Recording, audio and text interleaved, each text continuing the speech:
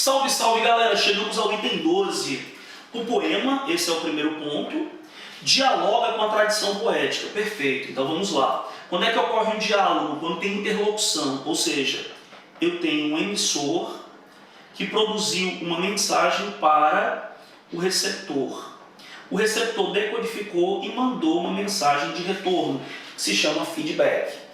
Então, vamos aos fatos. Se o poema dialoga com a tradição, significa dizer que este poema ou é moderno, ou ele é pós-moderno.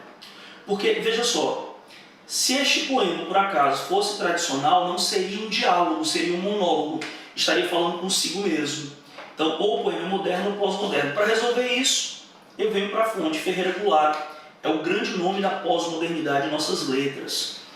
O poema dialoga com a tradição em língua portuguesa, pois Ferreira Goulart sugere que a morte é um tema recorrente na literatura em língua portuguesa. Então o autor pós-moderno está dialogando, conversando com a tradição, porque ele apresenta uma concepção de morte que deve ser semelhante à que verificamos nos textos tradicionais. Os mortos veem o mundo pelos olhos dos vivos. Peraí. O morto não vê. Isso é paradoxal, não é? Isso é inimaginável. Agora, o que ele está querendo dizer com isso? Ele está querendo dizer que os mortos, eles conseguem ir além da morte, se perpetuando nos vivos. Como assim? Nas suas futuras gerações, ou seja, nos seus descendentes.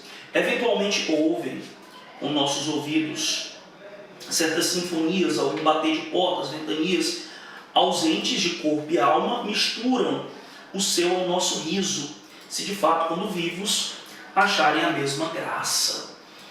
Então existe aí uma ideia de morte que é uma ideia assentada em uma perspectiva mística, transcendente, mas ao mesmo tempo voltada para uma dimensão biológica, tendo em vista que há uma transmissão de algo para o outro. Então os mortos, eles não acabam, biologicamente falando, não acabam porque transmitem a sua genética para os seus descendentes. Então, interessantíssimo, porque esse olhar é um olhar que nos fala de transferência, né?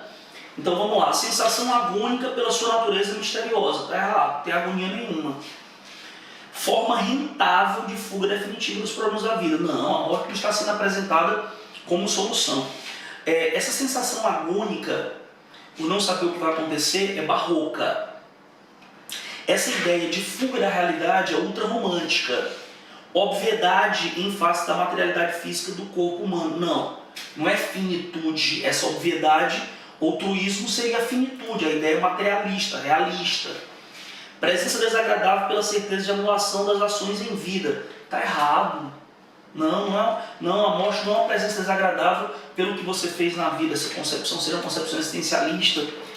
Possibilidade de transmissão de valores humanos no percurso do tempo. É isso aí. Como? Como é que os mortos conseguem enxergar de acordo com o eu livre? Através dos vivos. Quem são os vivos? São os seus descendentes.